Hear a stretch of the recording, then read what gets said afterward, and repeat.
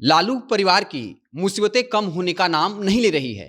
क्या लालू यादव फिर से जेल जाएंगे? ये लगभग कल 5 जनवरी को स्पष्ट हो जाएगा, क्योंकि लालू यादव आईआरसीटीसी घोटाले मामले को लेकर दिल्ली हाईकोर्ट के शरण में पहुंचे हैं और कल इसको लेकर सुनवाई होनी है। लालू परिवार का यह आरोप है कि उनके साथ राजनीति हो रही है। जो भी मामले उठाए जा रहे हैं उनमें बाकायदा सबूत और साक्ष्य नहीं है। वहीं सीबीआई का अलग कहना है और बाकायदा राउज एवेन्यू कोर्ट ने जो फैसला दिया था उसके बाद से ही ये सवाल खड़े होने लगे थे कि क्या फिर से लालू यादव जेल जाएंगे। तेजस्वी यादव पर भी आपराधिक साजिश रचने का आरोप लगा था, राबड़ी देवी के नाम का भी जिक्र है और चुनाव के वक्त में यह परसेप्शन बना कि चूंकि राउज एवेन्यू कोर्ट के जज ने जिस तरीके से तल्ख टिप्पणी की है उसके बाद तेजस्वी यादव डर गए हैं, क्योंकि चुनाव के दरमियान कई ऐसे मौके आए जब लगा कि तेजस्वी यादव ने सरेंडर कर दिया है और उसके पीछे यह वजह दी गई कि चूंकि तेजस्वी यादव को इस बात का डर है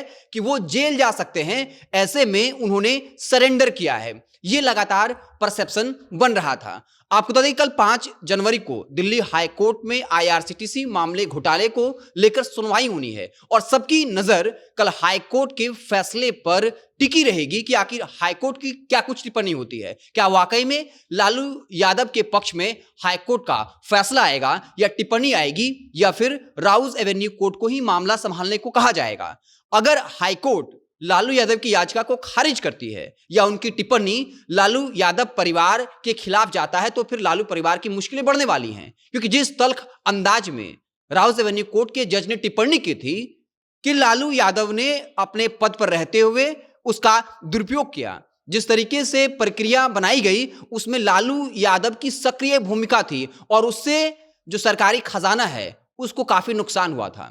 जिस प्रक्रिया के तहत निजी होटलों को पट्टे दिए गए थे उससे सरकारी खजाने को नुकसान हुआ था और इस आधार पर यह कहा जा रहा था कि लालू यादव की मुश्किलें जो हैं वो बढ़ने वाली हैं। जज ने साफ तौर पर लालू यादव पर गंभीर आरोप लगाया और यह भी कहा कि जो मामला सामने आ रहा है उस पर कार्रवाई होनी चाहिए। तो जब राउज एवेन्यू कोर्ट के जज ने इतनी तल्ख टिप्पणी की उसके बाद से ही ये सवाल खड़ा होने लगा था कि लालू यादव हो सकता है कि फिर से जेल जाएं। तो कल जब हाई कोर्ट में इस मामले को लेकर सुनवाई होनी है, लालू यादव जो हैं वो दिल्ली हाई कोर्ट पहुंच गए हैं इस बात को लेकर कि उनके साथ गलत हो रहा है। राउज एवेन्यू कोर्ट के जज ने जो टिप्पणी की उसमें कोई आधार नहीं है। तो साफ तौर पर अब नजर इस बात पर होगी कि कल हाईकोर्ट में जब सुनवाई होगी तो क्या कुछ फैसला आता है। अगर फैसला नहीं आता है तो जज क्या कुछ टिप्पणी करते हैं, उसके आधार पर ही इस कंक्लूजन पर पहुंचा जा सकेगा कि क्या वाकई में लालू यादव फिर से जेल जाएंगे, तेजस्वी यादव का क्या कुछ होने वाला है। पूरा मामला क्या था जिसे राउज एवेन्यू कोर्ट ने में उठा था और उनकी तरफ से टिप्पणी की गई थी, आपको थोड़ा विस्तार से बताते हैं। दरअसल अक्टूबर 2025 में दिल्ली की राउज एवेन्यू कोर्ट ने आईआरसीटीसी घोटाले में लालू यादव के खिलाफ आरोप तय किए थे। ट्रायल कोर्ट का मानना था कि प्रथम दृष्टया उनके खिलाफ पर्याप्त सबूत मौजूद हैं जिनके आधार पर मुकदमा चलाया जा सकता है। आरोप तय होने के बाद से ही लालू यादव इस आदेश को चुनौती देने की तैयारी में थे और अब चुनौती दी है और कल इसकी सुनवाई होनी है। इस मामले में लालू यादव अकेले आरोपी नहीं हैं। उनकी पत्नी और बिहार की पूर्व मुख्यमंत्री राबड़ी देवी, उनके बेटे बिहार विधानसभा में नेता प्रतिपक्ष तेजस्वी यादव भी इस केस के आरोपी हैं। इसके अलावा कुछ और अधिकारी भी इसके आरोपी हैं। आपको बता दें कि क्या कुछ अपने आदेश में कहा था, शब्दशः आपको बताते हैं जिससे आप ये अंदाजा लगा सकें कि जो जज है उसने कितनी तल्ख टिप्पणी की थी और उसके आधार पर ये आप अंदाजा लगा पाएंगे कि वाकई में कितनी मुश्किलें लालू यादव की, तेजस्वी यादव की और राबड़ी देवी की बढ़ने वाली है। साफ तौर पर कोर्ट ने अपने आदेश में कहा था जब लालू प्रसाद यादव केंद्र सरकार में रेल मंत्री थे तब उन्होंने अपने पद का दुरुपयोग किया। कोर्ट ने यह भी पाया कि आईआरसीटी से जुड़े होटल टेंडरों की प्रक्रिया को प्रभावित किया गया और इसमें लालू यादव की भूमिका सिर्फ औपचारिक नहीं थी बल्कि वे पूरी साजिश से अवगत थे। अदालत के अनुसार निर्णय लेने की प्रक्रिया में उनकी सीधी संलिप्तता सामने आती है, इसलिए उनके खिलाफ मुकदमा चलाना उचित है। आप ये समझिए, ये कोर्ट के जज की टिप्पणी है, इसके आधार पर आप ये अंदाजा लगा लीजिए कि कितनी मुश्किलें बढ़ने वाली हैं। इसमें साफ तौर पर कहा गया जिस तरीके से टेंडर जिन होटलों को दिया गया उसके बाद लालू परिवार के नाम पर कुछ जमीन जो है वो काफी कम दाम में ट्रांसफर किए गए, यानी टेंडर देने के बदले जमीन लेने का आरोप जो है वो कहीं ना कहीं लालू परिवार पर लग रहा है। सीबीआई ने इसको लेकर साक्ष्य भी मौजूद कराया था और इसी के आधार पर जज की टिप्पणी थी। एक सवाल यह भी खड़ा होता है कि अरविंद केजरीवाल पर भी आरोप लगे, मनीष सिसोदिया पर भी लगे।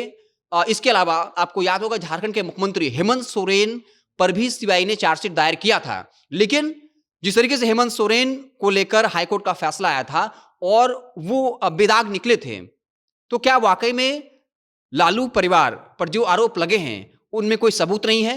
लेकिन अगर सबूत हुआ, जिस तरीके से जज ने खुद टिप्पणी की है, उस आधार पर आप ये मानिए कि वाकई में लालू परिवार की मुश्किलें वो कम होने का नाम नहीं लेंगी। एक तरफ जहां परिवार में टूट है, तेजस्वी यादव महीनों से जो है वो 1 महीने लगभग हो गए हैं, वो बिहार में नहीं। लगातार ये सवाल उठ रहा है कि तेजस्वी यादव आके सरेंडर क्यों मार दिया है। फिर ये भी कहा जाता है कि चूंकि ये जो राउत रेवेन्यू कोर्ट के जज की जो टिप्पणी थी, उसके आधार पर तेजस्वी यादव को लग रहा था कि अब उनकी मुश्किलें बढ़ने वाली हैं।